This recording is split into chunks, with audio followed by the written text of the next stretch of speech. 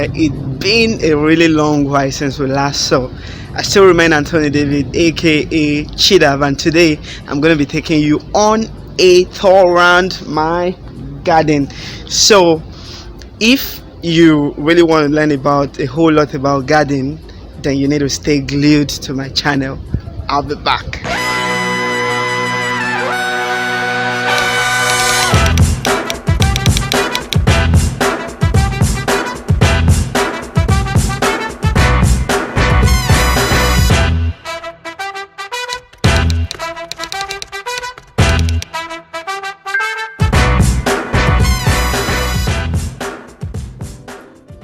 Before we start on this tour, there's a whole lot of things I want us to look at. Someone once asked me, said, "What is the difference between a garden and a farm?" The difference? Okay, there's really no perfect or proper definition for a garden. People define garden or a farm based on what it is to them, but we're going to look at some certain definitions that are not completely true, and then we're also going to look at something I put together as my own definition for a garden, and then we'll see how this whole thing could be put together so you'll be able to define garden in your own way, and then you'll be able to differentiate between a garden and a farm, so that you don't make the mistake people do by referring to a garden as a farm and a farm as a garden. Don't make that mistake. So we are starting with the first definition people do. The first one is, people say the scale of production determines the difference between a garden and a farm. People say on farms people produce very large scale of crops, while in garden people don't really produce much. But if you look at it, they are somehow correct. But if you look at it again from another angle, not all farms really produce in large hectarage of land. So we might not be entirely correct if we say, or if we define a garden solely by saying it could be defined, or the difference between a garden and a farm is based on the scale of production. We might be wrong, because we have some farms that don't really go on large hectarage or very large scale of production. So we might be wrong. We cannot define or differentiate a farm from a garden entirely by the scale of production. Secondly, some other people might say that what differentiates a farm from a garden is the nature of crop they grow there.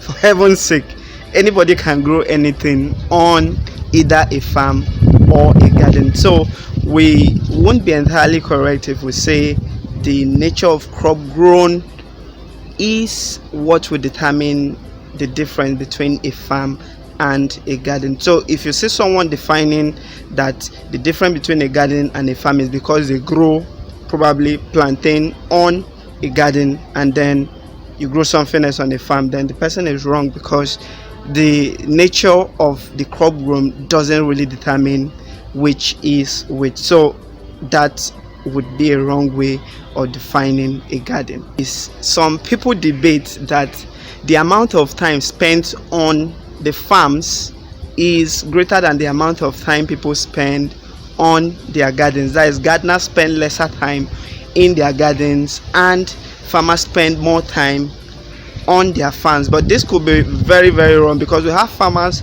who are not even full-time farmers. They have other jobs, and then you have gardeners who spend like virtually all the time on taking care of the crops in their garden. So if we are solely defining we're differentiating a garden from a farm based on the number of hours they spend on it, we might be wrong, because we have farmers who barely spend enough time in taking care of the crops in their farms. So let's not define or differentiate a farm and a garden that way. Some other folks argue that what differentiates a farm from a garden is the nature of tools they use in it. Some say on farms that they use power tools, while in gardens they use simple tools like hoes, cutlasses, rakes, and all of those other simple tools you could lay your hands on. But this could be wrong, because as we can see lately, we see power tools being used even in gardens. You see power tools such as we have ridges, which are power tools. These tools are being used in the garden, so we can't actually define a garden based on that. Okay, guys, I can go on and on with different definition by people on the difference between a farm and a garden, but there's something I just want us to really walk around. From this you can come up with your own definition. Okay, truth be told, farms are usually larger than gardens. Yes, farms are usually larger than gardens, and farms are grown for the sole purpose of what, selling the produce. So that is the major motivation for establishing farms. You establish your farm to produce crops that you would sell. It could be food crops, it could be cash crops. That is the sole purpose of establishing a farm. Why garden, on the other hand, is done on a smaller scale compared to farms, and the sole or the primary purpose of establishing a garden is just for pleasure, and the crops or the produce that are gotten from the garden are majorly used by the gardeners' families, or probably the gardeners' community. That is the major reason why gardens are established in the first place, because probably they want to get something fresh from within the family, and then they produce it majorly for the family. So you can always base your argument based on this. The major thing you need to look out for is that that farms are larger than gardens, and the sole purpose or the major motivation for establishing farms is to sell the produce at the end of the day. Why gardens are established for majorly pleasure, and the produce are majorly produced for the consumption of this produce by the gardener's family. So that is it. So guys, we are going into the whole I'm going to be showing you a whole lot of crops that we grow around here. I am doing this, reporting this live from Nigeria. So Africa, Nigeria, that is where I'm going to be taking you on the tour, so you get to see some of the things we grow in our gardens. And in subsequent videos, I'm going to be telling you the benefit of some of these crops that are grown in gardens, and why most gardens usually have them. So I need you to stick around as we go on this tour.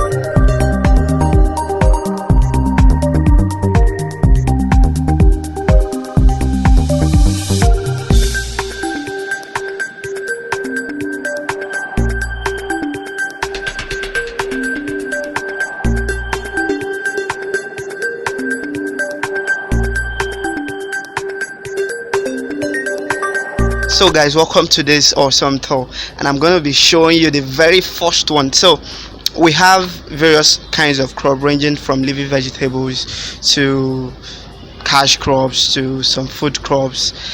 That's so awesome. We have fruits, and we have staple crops. We have a whole lot.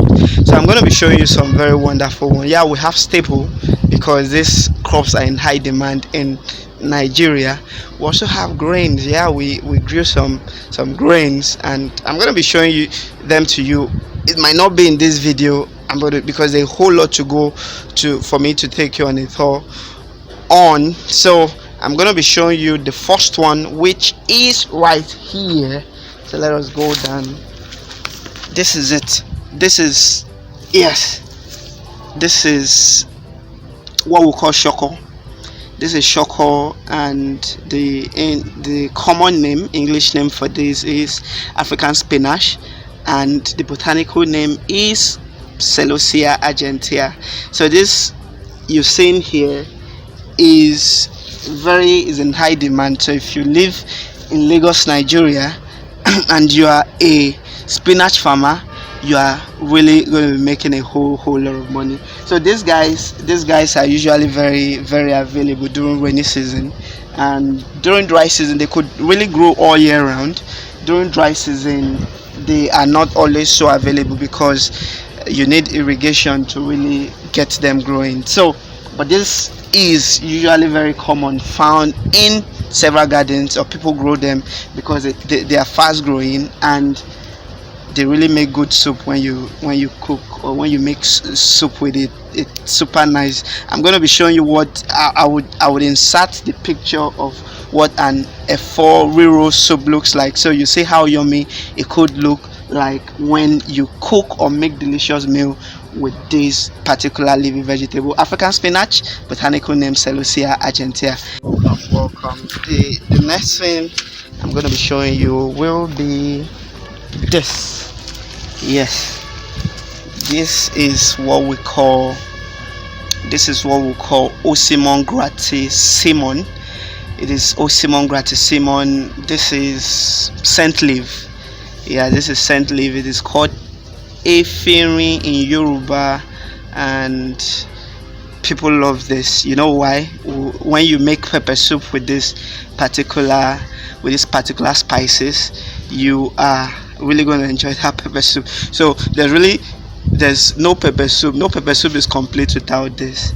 Yeah, without this, no pepper soup is complete. So there are various ways of propagating this. You could use the stem to propagate it, and you can also use the seed. Don't worry, I'm going to be showing you how to propagate this using the stem, and I'll also teach you how to use the seed to propagate this. Using the seed is a bit technical because you need to scarify and you need to do it right, but I will show you in subsequent videos. So this is scent leaf Ocimon, one of the Ocimon species, and this is very common in West Africa. It's common in Nigeria. We have other varieties of it, but this particular one is common because, of course, you need to have this in your pepper soup. I so much enjoy pepper soup having this in it. So on the top, I've got the next one right here, and I am going to be showing you what we refer to as Talinum triangula. This is Talinum triangula, known as water leaf. This particular leafy vegetable is so medicinal, and you are definitely going to enjoy it in your meal. There's a whole lot of things, you guys. I need to be showing you the meals they make with these things. Of course, I'm going to insert a picture of the soup made from this particular leafy vegetable, Talinum triangula. Super nice, and it is so fast growing because the life cycle is short. Within a month it grows and it goes, but it can be propagated just like the scent leaf, either by seed or you make use of the stem. So it is fast growing. Within a month it grows and then it's ready for harvesting, and that is why people make quick money with this. So if you ain't thinking about making money, you need to start. If you're thinking about making money, rather, you know, start thinking of water leaf. Of course, it's in high demand and is usually very available during rainy seasons because of availability of water, but during dry season you need irrigation, and that is why it's usually not so available. But this guy is super nice. I love having it in my meals, and it is very healthy and so beneficial. Don't worry, I will share the health benefit in subsequent videos so you know what you're missing if you ain't taking this yet. Next up is this very guy, Vannonia amygdalina, and this is bitter leaf. Yes, it is bitter leaf, but bitter leaf makes great soup, and it is very medicinal. And the beauty of bitter leaf is this guy is perennial. It grows all year round and it does very well. It does very well. So these ones have really grown into stem because they went prune when they were meant to be pruned. So as you can see, they are a bit stocky because they went prune, but this could be propagated using the stem. We call it asexual propagation. Yeah, we make use of the stem cuttings to propagate them. I'm going to be showing you tips on how to propagate some of this particular things I've shown you. This is in high demand, especially in Lagos. There's a particular soup they call bitter leaf soup. If you've not eaten bitter leaf soup, you are missing, because once you eat bitter leaf soup with, there's something they call apple. I'm going to be inserting a video of someone eating that. It's super nice, and I tell you, if you come to Nigeria or by chance you visit Nigeria, make sure to tell them to give you bitter leaf soup with apple. Yeah, I know what I'm saying. It's super nice.